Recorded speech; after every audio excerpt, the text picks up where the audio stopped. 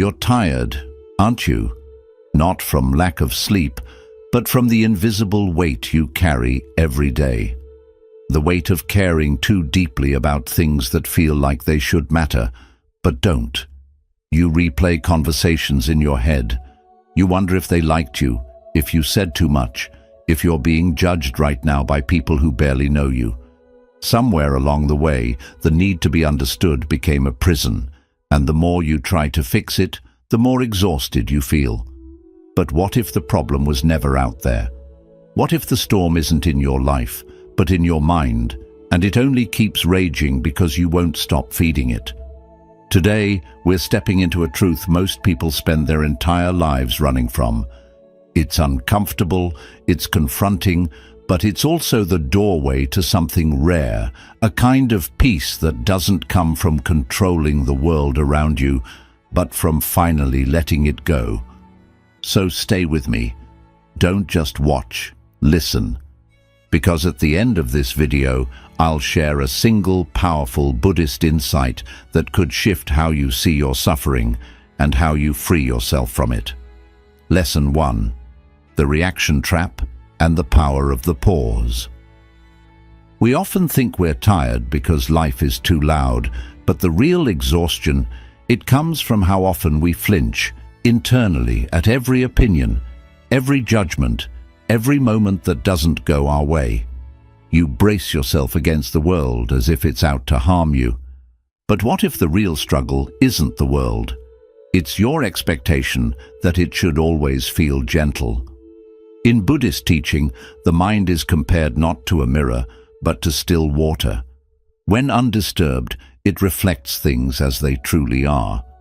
But stir it with anger, pride, or fear, and everything becomes distorted. The disturbance isn't from the world, it's from within. You're not reacting to what happened, you're reacting to how it violated the story your mind was clinging to. So the question is this: why does a passing glance, a misunderstood text, or a forgotten thank you leave you spiraling? The answer isn't that the world is cruel, it's that your ego quietly insists it should be kinder, that it should agree with you, respect you, validate you. And when it doesn't, your mind declares war, not on them, but on yourself. Here's where the practice begins, not with silence, but with space. What if, instead of reacting, you noticed the urge to react and just paused? That tiny moment between stimulus and response is where ancient wisdom lives. It's not weakness, it's awareness. The Buddha never asked us to be emotionless, he asked us to be free. And freedom begins when we stop letting every careless word drag us into emotional battle. You can feel anger rise without letting it speak for you. You can witness pain without becoming it. This isn't detachment out of coldness, it's detachment out of clarity, because the less you need to prove something to the world, the more at peace you are within it. So the next time you're triggered, ask not, "Who hurt me?" but, "What belief am I protecting?" Let go of the need to be understood by everyone, understand yourself instead. That's where the mirror clears, that's where the fire dies without burning, and that's where real power, quiet, grounded, lasting, begins. Lesson 2. The strings you don't see and the peace they steal. You say you're in control, but if you pause long enough, you might notice something else, movements in your life that aren't entirely yours. You wake up and reach for your phone before your breath. You say yes with your mouth while your body says no. You're performing, pleasing, pretending, and you don't even realize why. This isn't freedom, it's quiet conditioning. Invisible forces, expectation, fear, the need to be needed, have been shaping your choices like strings on a puppet. You didn't choose them, but they've chosen your responses for years. The Buddha didn't teach escape, he taught clarity. And clarity begins when you stop asking what's wrong with the world and start asking, what am I believing, without questioning. Look closely. That pressure to be perfect, that fear of falling behind, that urge to prove yourself. These aren't random feelings, they're patterns, scripts, old reflexes from a mind that was taught it had to earn peace through effort, attention, and control. But here's the shift. Once you can name the pattern, you are no longer inside it. You become the observer, the one who sees the string, not just the one being pulled by it. Try this. The next time your chest tightens over a comment, or you feel the urge to explain yourself for the 10th time, don't resist it, don't fight it. Just ask, what am I chasing? Whose approval am I trying to keep? What fear is this emotion defending? That is how you cut the string. True minimalism isn't just letting go of objects, it's letting go of internal noise. It's refusing to carry every thought like it's yours to obey. It's giving yourself permission to not respond, not react, not defend. Because you weren't meant to live on autopilot. You weren't meant to be a reflection of everyone else's demands. You were meant to wake up, to stop running the program and choose. Peace doesn't come from fixing everything around you. It comes from seeing clearly. And once you see the string for what it is, just a thought, just a fear, just a habit, you're free to let go. You're not broken, you're bound. And you don't need to be more, you need to be less entangled. Let go of the performance. Let go of the pressure. Let go of the illusion that you must be everything to be enough. You are already whole beneath the strings.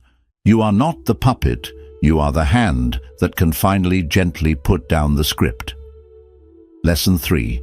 The art of letting go, where real peace begins.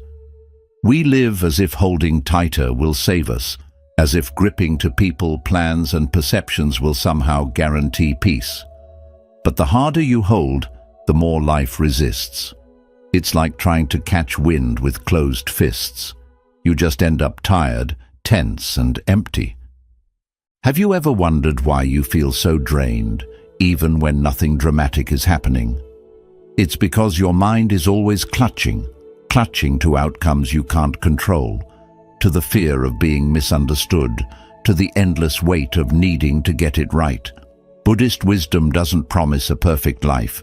It invites you to stop demanding one, because suffering isn't found in what we lose, it's born in the grip that refuses to let go. The truth is uncomfortable. You don't need to fix every misunderstanding. You don't need to prove your heart to people who've already decided who you are.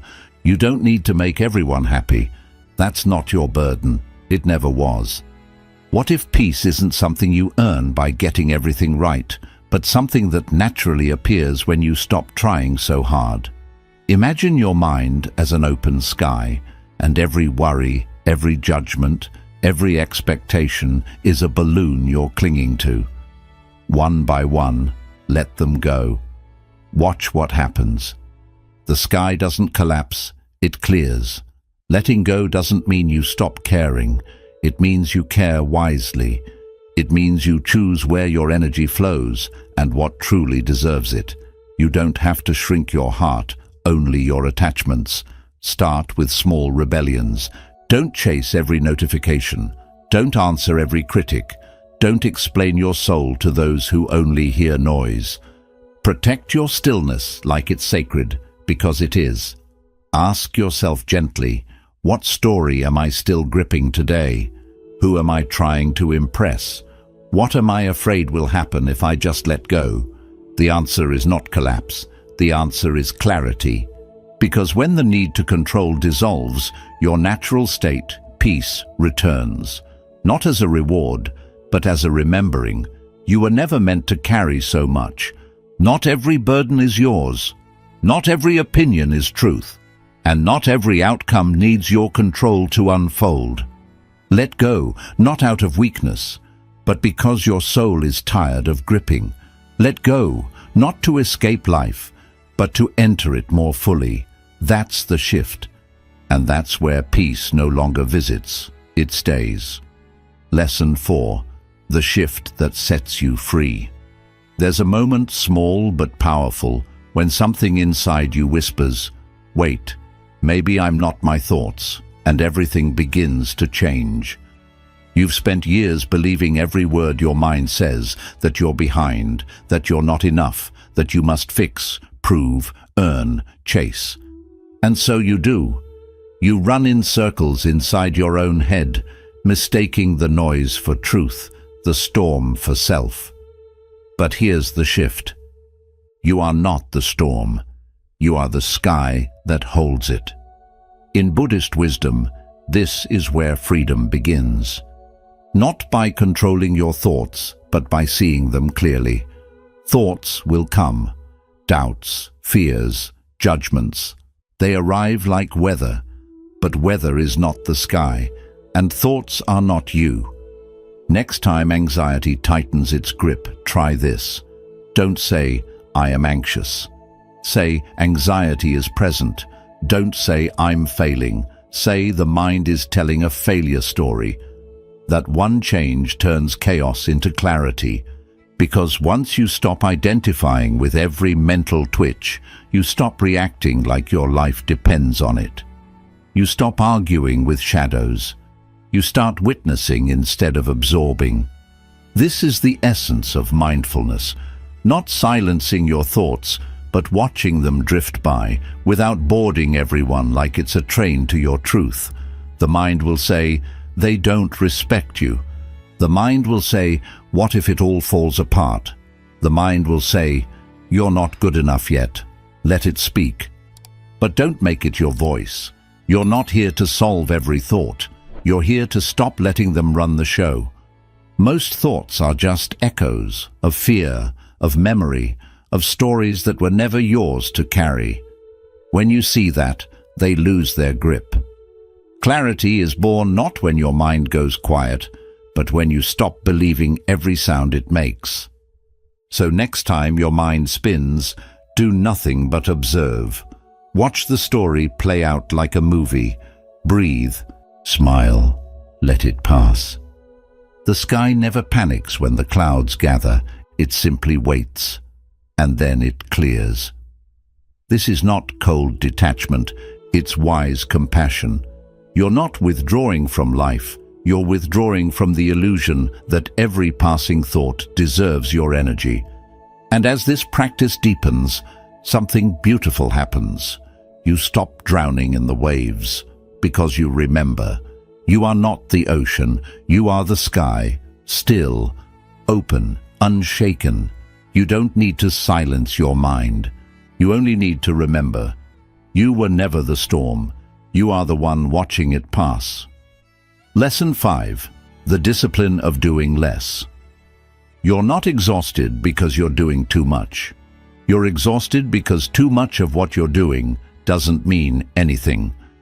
Your time is being traded for tasks you don't believe in, conversations that drain your spirit, and distractions that feel urgent but leave you feeling hollow. Buddhism doesn't romanticize the hustle. It honors stillness, presence, and intentionality. The Buddha once said, better than 1,000 hollow words is one word that brings peace. The same is true for your days. One act done with full attention holds more power than a dozen half-hearted efforts. Imagine your life like a bowstring. Every responsibility, every worry, every distraction pulls on that string. But if your aim is scattered, if you're firing off arrows in every direction, nothing truly lands, nothing goes deep, and your peace gets pulled apart in the process. The truth is, distraction isn't just killing your productivity, it's stealing your presence. You can't fully experience the moment you're in if your mind is already rushing to the next 5. If your attention is divided, so is your life, and a divided life is a disoriented one. So here's the shift. What if today you only focused on 3 essential things, 3 tasks, 3 intentions, 3 places where your presence truly matters, emotionally, spiritually, practically? Let the rest fall away, because not every demand is worthy of your energy. Not every request deserves a yes. Some things are just noise in disguise. You've been taught that success means doing more, producing more, being constantly available. But real mastery isn't found in movement. It's found in meaning. It's not about checking every box. It's about showing up fully to what actually matters. Start small. That email that isn't urgent, let it wait. That phone call that drains you every time, you're allowed to skip it. That task that's on your list out of guilt, not purpose, cross it off. Reclaim your time, not by filling it, but by filtering it. Doing less isn't laziness, it's courage. The courage to say, this is where my peace lives. This is where I'll show up, and the rest, I release it. And when you begin to live that way, deliberately, selectively, calmly, the noise starts to fade. Your days get quieter, but deeper. Your actions get fewer, but more meaningful. And your mind, once scattered, starts to feel like it's finally coming home. So ask yourself, what's one thing I can remove from today, not to fall behind, but to feel aligned? What if success was never about finishing everything, but about feeling whole while doing only what truly matters? You weren't built to every task. You were built to move with clarity, to act with precision, to live like a single arrow, steady, intentional, and at peace. Do less, but do it better. Not to shrink your life, but to finally deepen it. Lesson 6. Let go of the inner drama. There's a storm inside your mind. But what if the way out isn't through control, overthinking, or analyzing every wave? What if the real freedom comes from no longer needing to fight the storm at all? Most of the suffering we carry doesn't come from what's happening. It comes from the story we tell ourselves about it. A short message, a delayed response, a glance, and suddenly your mind builds a whole narrative. They're upset. I did something wrong. I need to fix this. But stop and ask yourself, did anything actually happen? Or did your thoughts just spin a fiction and you believed it? You see, your mind is a storyteller. It's constantly casting you in roles. The one to blame, the one to fix, the one who's not enough. And if you're not careful, you'll live in those roles, responding to problems that don't exist, fighting battles that were never real, exhausting yourself over nothing. Buddhism teaches us something radical. You don't have to engage with every thought. You don't have to believe every feeling. You can simply watch, like the sky watches the clouds, like the ocean watches the waves. The next time your mind starts spinning, pause. Don't react. Don't solve. Don't feed the drama with more thinking. Just step back and observe.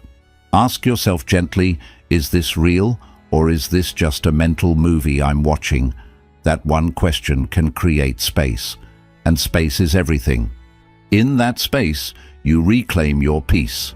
You shift from being the actor trapped in the script to the quiet witness who doesn't need to participate. You don't have to fix everything to be okay.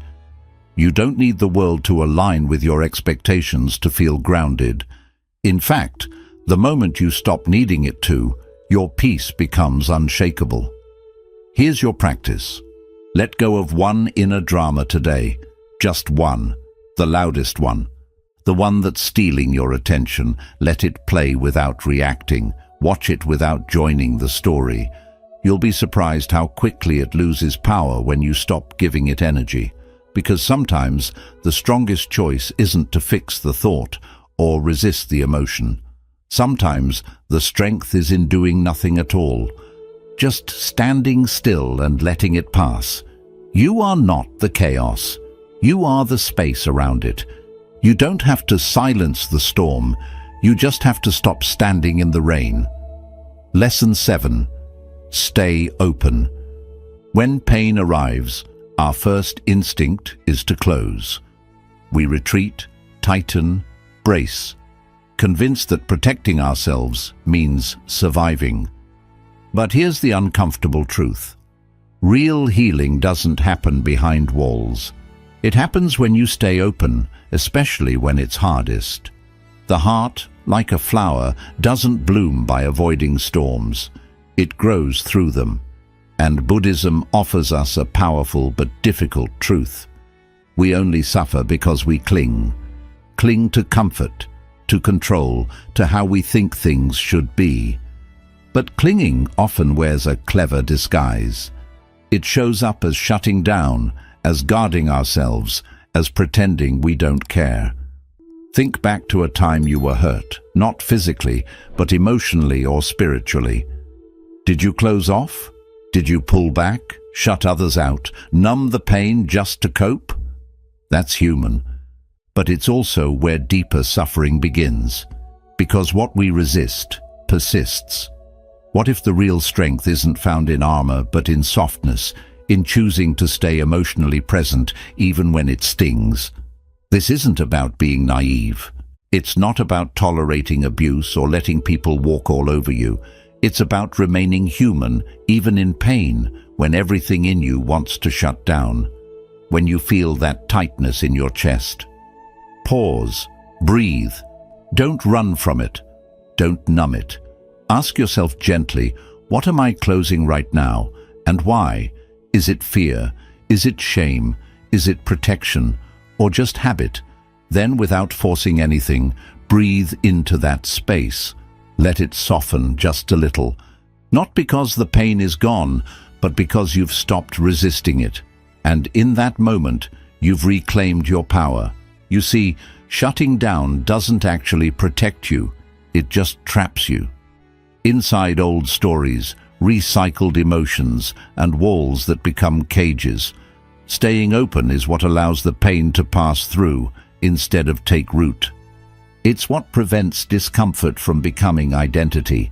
So here's your quiet practice. Next time life stings, don't collapse. Stay. Breathe. Notice what closes, and gently ask it to loosen. When you're offended, soften.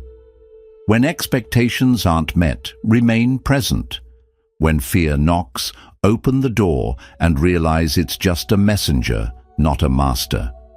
Emotional resilience isn't about being unshakable. It's about choosing to stay soft, even when it hurts. And that softness is powerful. It tells your nervous system, I am safe. I don't have to shut down. That's not weakness. It's wisdom. It's a strength so rare, it almost looks like surrender. But it's not surrender to pain. It's surrender to truth. So ask yourself now, where in your life have you hardened? What would happen if you allowed even a small part of you to reopen, just for a breath, just for a moment? Because the heart that stays open, even after breaking, isn't fragile. It's expansive. And that expansion, that's where freedom begins. Lesson 8. Cut the rope of expectations. You wake up hoping for a kind word, maybe a thoughtful text, a small gesture, a sign that someone sees you. But it doesn't come, and suddenly your mood shifts. Not because life has wronged you, but because somewhere deep inside you were holding a silent expectation, a rope pulled tight. Expectations are invisible threads we wrap around people, moments, even ourselves, hoping they'll hold everything together. But more often than not, they quietly strangle our peace. Buddhism teaches that attachment is the root of suffering, and expectations, they're just polished attachments, wrapped in the belief that life should unfold on your terms. But here's the truth. It's not the event that hurts. It's the story. The one where your friend should have remembered. The one where your partner should have responded differently. The one where life was supposed to reward you by now. But life isn't a play you get to direct. It's unscripted, untamed, unfolding. And the more you try to force the narrative, the more you suffer through every unscripted scene. So ask yourself, who are you silently waiting on right now? Who do you expect to reach out, to change, to say something that finally makes it right? What weight are you carrying simply because the world hasn't lived up to your internal script? Imagine you're standing on the edge of a cliff clutching a rope. On the other side is a heavy rock labeled how things are supposed to be. Your hands are hurting and bleeding from holding on. Still, you keep telling yourself that if you just hold tighter, maybe it will hurt less. But the truth, real freedom comes from letting go. What if, just for today, you let go of one single expectation? What if you stopped needing your job to show your value, your partner to understand you without words, your past to change itself? Letting go doesn't mean you're giving up. It means accepting what is, instead of what you believe should be. And that change, it's not a weakness, it's wisdom, it's emotional freedom. So next time stress rises, when you feel that pinch of disappointment, pause, take a breath, ask yourself kindly, what rope am I holding right now? Can I let it go, not for others, but for myself? Because each rope you release is one less knot tied around your peace. Here's a quiet truth that most people never say out loud. Peace doesn't come when everything goes perfectly. It comes when you stop expecting that it must. Say this with me now. This moment is enough. I am enough. They are enough, just the way they are.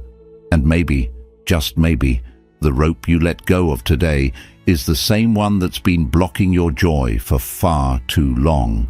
Lesson 9. Reclaim your attention. In a world that's always shouting for your focus, taking back your attention has become a powerful and rebellious act. Your attention isn't just something passive. It's a real force. Like light, whatever you shine it on starts to grow. If you give it to worries, comparisons, or the noise around you, that's what will grow in your mind. But if you turn it inward, toward presence, awareness, and calm, that's what will shape your reality. Buddhism reminds us that the mind is everything. What you think, you become. So pause and ask yourself, what am I feeding my mind today? Is it truth or noise, peace or poison? The modern world is loud. Notifications, news, opinions, they don't stop. You get pulled in every direction before your feet even touch the floor. But somewhere beneath all that noise, there's a calm and quiet space inside you, a place the noise can't reach unless you allow it. Your job isn't to control everything around you. It's to keep returning to that quiet space, again and again. Focus is your true superpower, not just for getting things done, but for staying peaceful. Because when you guide your attention, you take back your energy, your path, your life, and it all begins with letting go. Unfollow what drains your spirit. Mute what takes your focus away.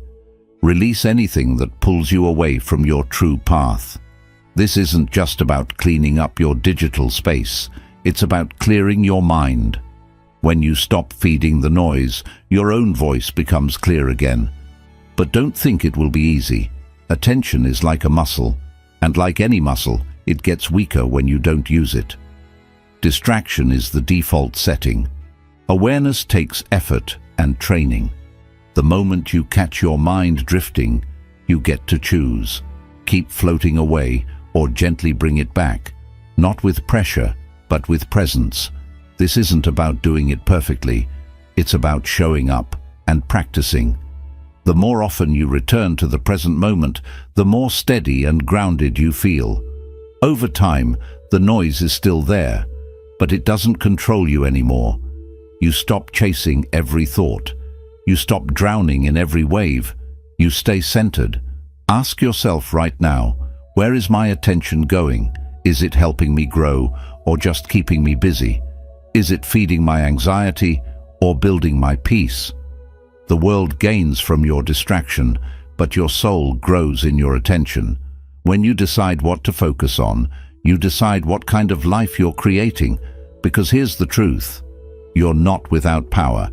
You're just unfocused. Take back your attention, and you take back your life.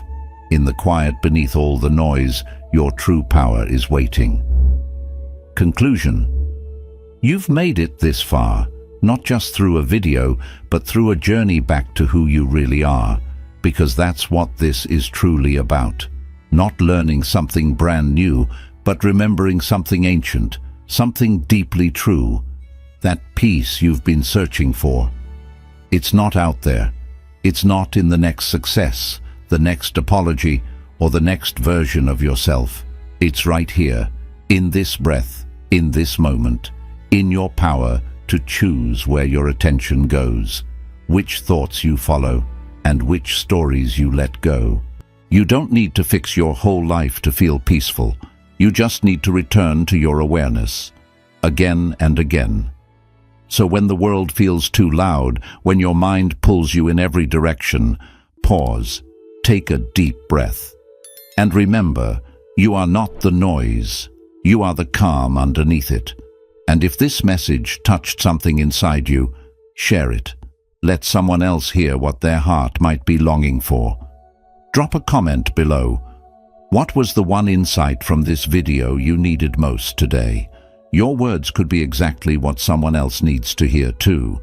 And if you haven't yet, hit subscribe, because this journey isn't ending. It's just getting started. Together, we're creating a space for stillness in a world that keeps on spinning. Until we meet again, stay grounded, stay open, stay here. You are not the storm, you are the sky.